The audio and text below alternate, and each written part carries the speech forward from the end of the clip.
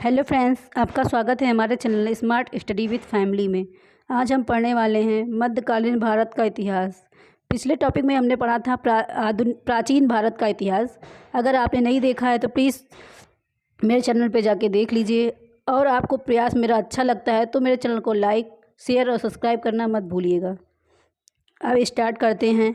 भारत पर अरबों का आक्रमण से। मोहम्मद बिन कासिम के नेतृत्व में अरबों ने भारत पर पहला सफल आक्रमण किया। अरबों ने सिंध पर 712 ईस्वी में विजय पाई थी। अरब आक्रमण के समय सिंध पर दाहिर का शासन था। भारत पर अरब वासियों के आक्रमण का मुख्य उद्देश्य धन दौलत लूटना और इस्लाम धर्म का प्रचार प्रसार करना था। महमूद गजनी 932 ईस्वी में अलप्तगीन नामक एक तुर्क सरदार गजनी साम्राज्य की स्थापना की, जिसकी राजधानी गजनी थी। अलप्तगीन की मृत्यु के पश्चात कुछ समय तक गजनी में पीरितगीन ने शासन किया। इसी के शासनकाल में सर्वप्रथम भारत पर आक्रमण किया गया। प्रथम तुर्क आक्रमण के समय पंजाब में शाही वंश का शासन जयपाल शासन कर रहा था। अलप्तगीन का गुलाम तथा दामाद सुबुक्तगीन 977 ईस्वी में गजनी की गद्दी पर बैठा। महमूद गजनी सुबुक्तगीन का पुत्र था, जिसका जन्म 1 नवंबर 971 ईस्वी में हुआ था। इसके पिता के काल में महमूद गजनी खुरासान का शासक था। महमूद गजनी 27 वर्ष की अवस्था में 998 ईस्वी में गद्दी पर बैठा। बगदाद का खलीफा अल-आदिल बिल्लाह ने महमूद गजनी के पद को मान्यता प्रदान करते हुए उसे यमीम उद दौला तथा यमीन उल मिल्लाह की उपाधि दी। महमूद गजनी ने भारत पर 17 बार आक्रमण किया। महमूद के भारतीय आक्रमण का वास्तविक उद्देश्य धन की प्राप्ति था। महमूद गजनी एक मूर्तिभंजक आक्रमणकारी था। महमूद गजनी ने भारत पर प्रथम आक्रमण 1000 ईस्वी में किया तथा पेशावर के कुछ भागों पर अधिकार करके वह अपने देश लौट गया। महमूद गजनी ने 1001 ईस्वी में शाही राजा जयपाल के विरुद्ध आक्रमण किया था। इसमें जयपाल की पराजय हुई थी। मोहम्मद गजनी का 1008 ईस्वी में नगरकोट में विरुद्ध हमले को मूर्तिवाद के विरुद्ध पहली महत्वपूर्ण जीत बताई जाती है। महमूद गजनी ने थानेश्वर के चक्रस्वामिन की कांस्य निर्मित आदम कद प्रतिमा को गजनी भेजकर रंगभूमि में रखवाया। महमूद गजनी का सबसे चर्चित आक्रमण 1025 ईस्वी में सोमनाथ मंदिर पर हुआ। इस मंदिर की लूट में उसे करीब 20 लाख दीनार की संपत्ति हाथ लगी। सोमनाथ की रक्षा में सहायता करने के कारण अहिन्नलवाड़ा के शासक पर महमूद ने आक्रमण किया। सोमनाथ मंदिर लूट के कर ले जाने के क्रम में महमूद पर जाटों ने आक्रमण किया था और कुछ संपत्ति लूट ली। महमूद गजनी का अंतिम भारतीय आक्रमण 1027 ईस्वी में जाटों के विरुद्ध था। महमूद गजनी की मृत्यु 1030 ईस्वी में हो गई। सुल्तान की उपाधि धारण करने वाला प्रथम शासक महमूद गजनी था। महमूद के सेना में शेवंद राय एवं तिलक जैसे हिंदू उच्च पदों पर आसीन थे। अलबरूनी, फिरदौसी, उतबी तथा फरूखी महमूद गजनी के दरबार में रहते थे। अलबरूनी महमूद गजनबी के साथ ही भारत आया था और अलबरूनी ने किताब उल हिंद या तहकीक ए उल हिंद नामक पुस्तकें भी लिखी थीं। अब हम पढ़ते हैं मोहम्मद गौरी के बारे में।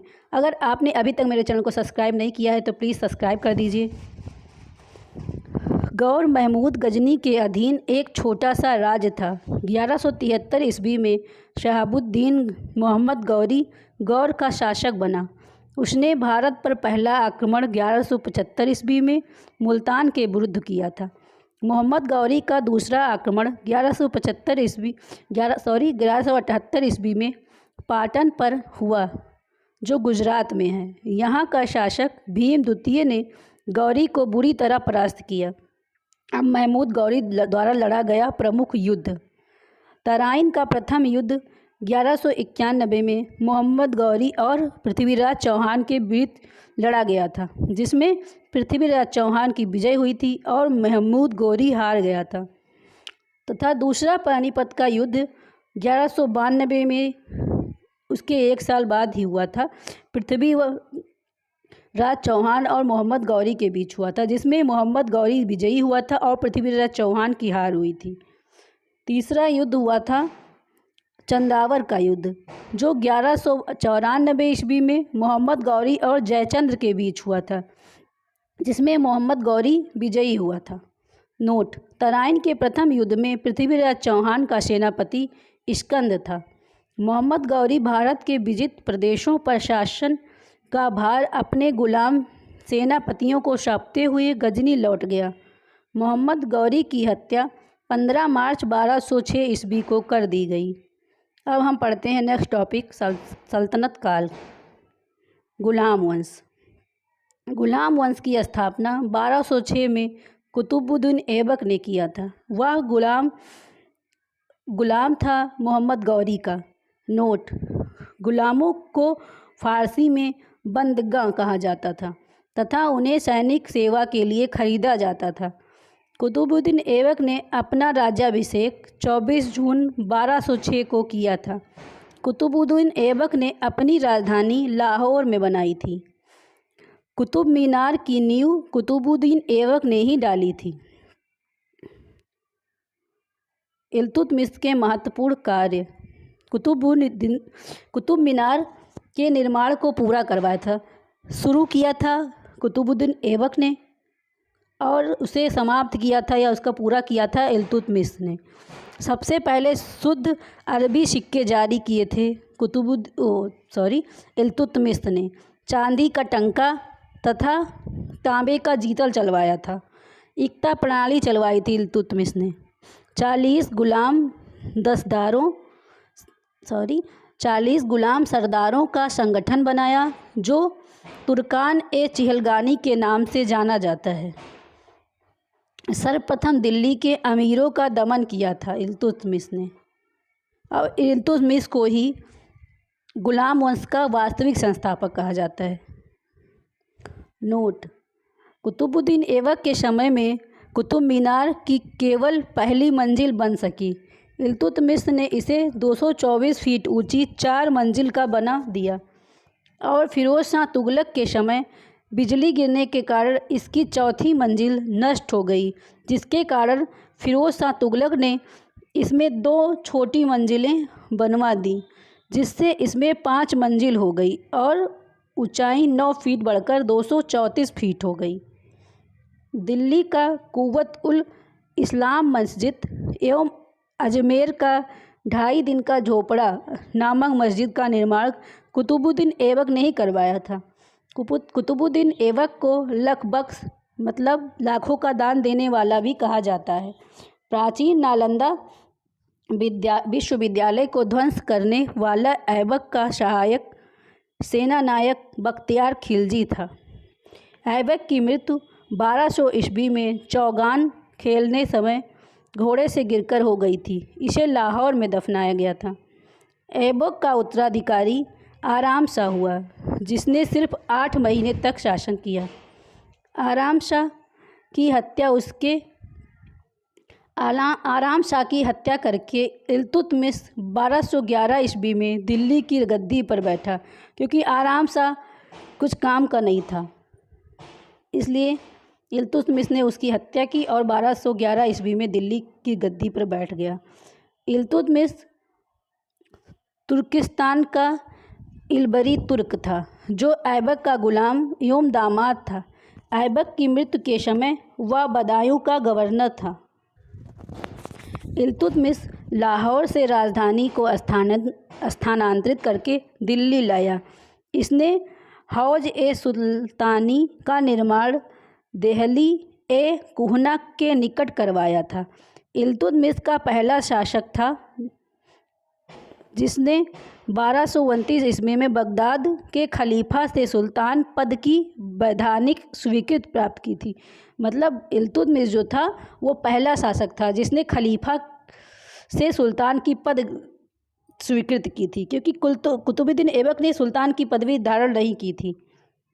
इल्तुतमिश की मृत्यु अप्रैल 1236 ईस्वी में हो गई थी।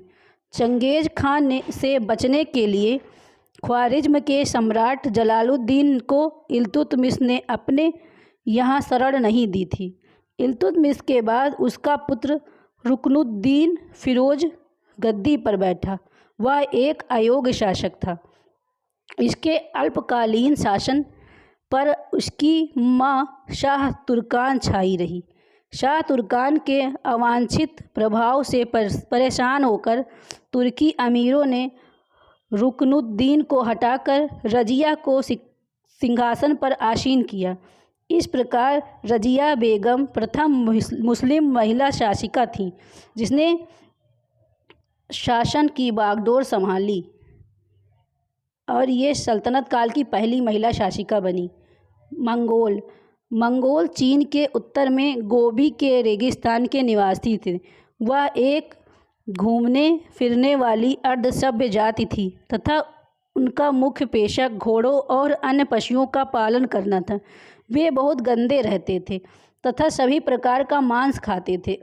उनसे स्त्री विषयक नैतिकता का सर्वथा अभाव था। यद्यपि माँ का सम्मान करते थे। वे विभिन्न कबीले में बटे थे। उन्हीं कबीलों में से एक में 1163 ईस्वी में तेमुचिन उर्फ चंगेज खां का जन्म हुआ, जिसे महान और श्रापित दोनों पुकारा गया। इसका पिता एशुगाई बहादुर था।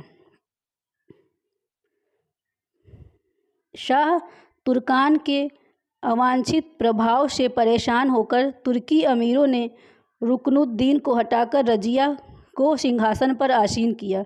इस प्रकार रजिया बेगम प्रथम मुस्लिम महिला शासिका बनी। रजिया ने पर्दा प्रथा का त्याग कर तथा पुरुषों की तरह चोगा एवं कुलाह पहनकर राज दरबार में खुले मुंह से जाने लगी। रजिया ने मलिक जलालुद्दीन याकूत को अमीर ए अखूर नियुक्त किया। अमीर ए अखूर का मतलब होता है घोड़े का सरदार। गैर तुर्कों को सामंत बनाने के रजिया के प्रयासों से तुर्की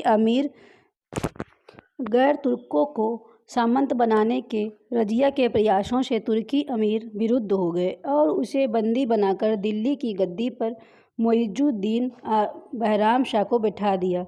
रजिया की शादी अल्तुनिया के साथ हुई थी। इससे शादी करने के बाद रजिया ने पुनः गद्दी प्राप्त करने का प्रयास किया, लेकिन वह असफल रही। रजिया की हत्या 13 अक्टूबर 1240 ईस्वी को डाकुओं के द्वारा कैथल के पास कर दी गई। बहराम शाह को बंदी बनाकर उसकी हत्या मई 1242 ईस्वी में कर दी गई। इसके बाद दिल्ली का सुल्तान अलाउद्दीन महमूद शाह बना। बलबन ने षड्यंत्र के द्वारा 1246 ईस्वी में अलाउद्दीन मसूद शाह को सुल्तान के पद से हटाकर नासिरुद्दीन महमूद को सुल्तान बना दिया। नासिरुद्दीन महमूद ऐसा सुल्तान था जो टोपी सीकर अपना जीवन व्यतीत करता था। बलबन ने अपनी पुत्री का विवाह नसीरुद्दीन महमूद के साथ किया था। बलबन का वास्तविक नाम बहाउद्दीन था।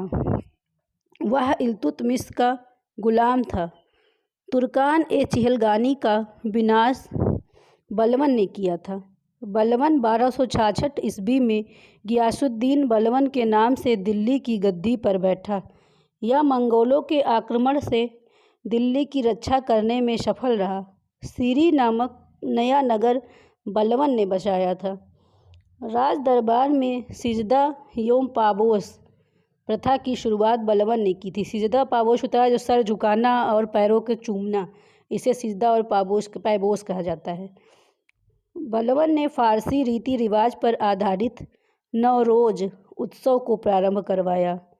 फारसी साल का पहला दिन होता है, उसमें नवरोज उत्सव मनाया जाता है।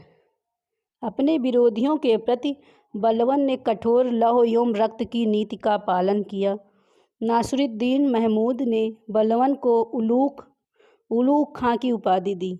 बलवन आखेट अभियान के बहाने अपनी सेना को लंबी दूरी तक कवायद कराकर दुरुस्त रखता था। बलवन के दरबार में फारसी के प्रसिद्ध कवि अमीर खुसरो एवं अमीर हसन रहते थे।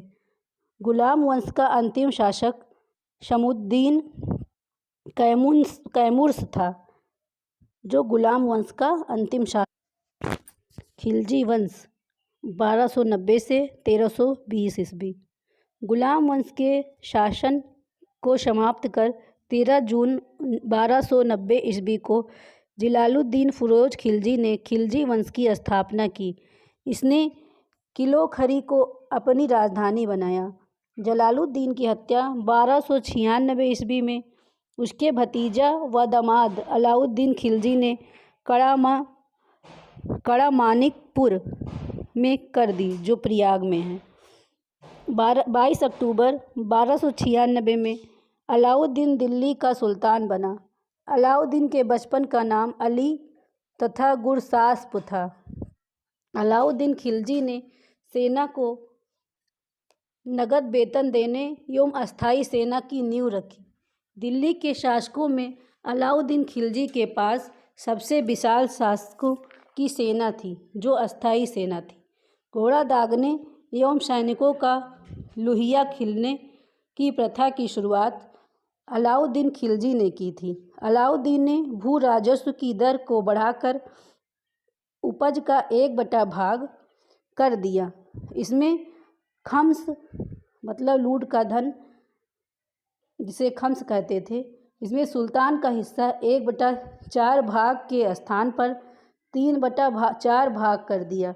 इसने व्यापारियों में बेईमानी रोकने के लिए कम तौलने वाले व्यक्ति के शरीर में से मांस काट लेने का आदेश दिया।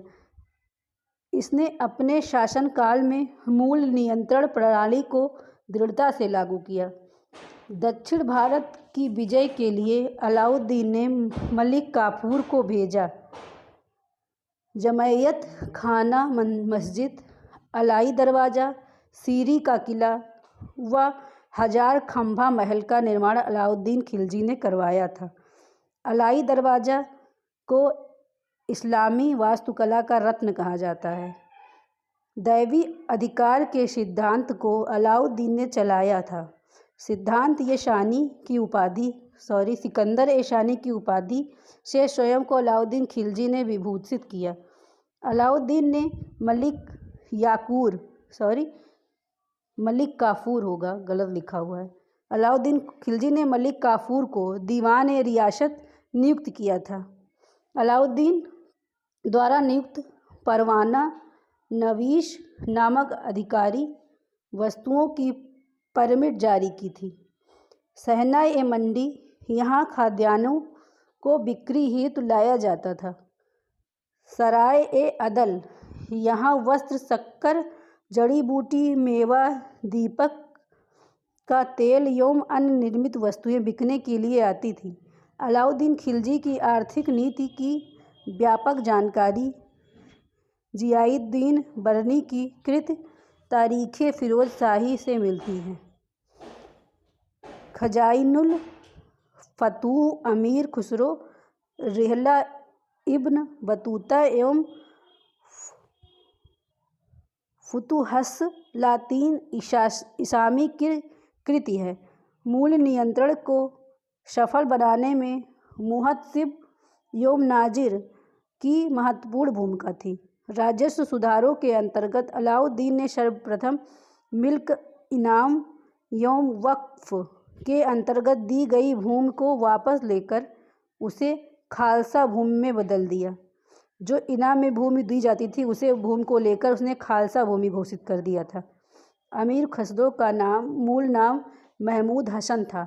उसका जन्म पटियाली, पश्चिमी उत्तर प्रदेश में बदायूं के पास में 1253 ईस्वी में हुआ। खुसरो प्रसिद्ध सूफी संत शेख निजामुद्दीन औलिया के शिष्य थे। वह बलवन से लेकर महमूद तुगलक तक दिल्ली सुल्तानों के दरबार में रहे। इन्हें तूतिए हिंद या भारत का तोता के नाम से भी जाना जाता है। सितार ए तबले के आविष्कार, सितार और तबले के आविष्कार का श्रेय अमीर खुसरो को ही जाता है। बाजार नियंत्रण करने के लिए अलाउद्दीन खिलजी द्वारा बनाए जाने वाले नवीन पद दीवान-ए-रियासत या व्यापारियों पर नियंत्रण रखता था। यह बाजार नियंत्रण की पूरी व्यवस्था का संचालन करता था। सहना-ए-मंडी, प्रत्येक बाजार में बाजार का अधीक्षक होता था। वसीद, बरीद, बाजार के अंदर घूमकर बाजार का निरीक्षण करता था। मुन्हियान व गुप्तचर, गुप्त सूचना प्राप्त करता था। गुप्तचर अलाउद्दीन खिलजी के द्वारा लगाए जाने वाले 2 नवीन कर थे। चराई कर दुधारू पशुओं पर लगाया जाता था। गड़ी कर घरों एवं झोपड़ी पर लगाया जाता था। मतलब पशुओं पर लगाया जाता चराई कर, और गड़ी कर लगाया जाता घरों एवं झोपड़ियों पर। अलाउद्दीन खिलजी के शासनकाल में 1297 से 1306 ईस्वी तक मंगोलों के 6 आक्रमण हुए। प्रथम आक्रमण 1297 ईस्वी में कादर खां के नेतृत्व में, और दूसरा आक्रमण 1298 ईस्वी में सल्दी के नेतृत्व में। तीसरा आक्रमण 1299 ईस्वी में कुतलुग ख्वाजा के नेतृत्व में। चौथा आक्रमण 1303 ईस्वी में तारगी के नेतृत्व में। पाँचवां आक्रमण 1305 ईस्वी में अली बेग और तारताक के नेतृत्व में, एवं छठा आक्रमण 1306 ईस्वी में कबक एवं इकबाल मंद के नेतृत्व में हुआ। अलाउद्दीन खिलजी की मृत्यु 5 जनवरी 1316 ईस्वी को हुई थी। कुतुबुद्दीन मुबारक खिलजी 1316 ईस्वी को दिल्ली के सिंहासन पर बैठा। इसे नग्न स्त्री पुरुष की संगत पसंद थी। मुबारक खिलजी कभी कभी राज दरबार में स्त्रियों का वस्त्र पहनकर आ जाता था। बरनी के अनुसार मुबारक कभी कभी नग्न होकर दरबारियों के बीच दौड़ा करता था। मुबारक खां ने खलीफा की उपाधि धारण की थी। मुबारक के वजीर खुसरो खां ने 15 अप्रैल 1320 ईस्वी को इसकी हत्या कर दी और स्वयं दिल्ली के सिंहासन पर बैठ गया। खुसरो खां ने पैगंबर के सेनापति की उपाधि धारण की। तुगलक वंश, दिल्ली सल्तनत का तीसरा वंश।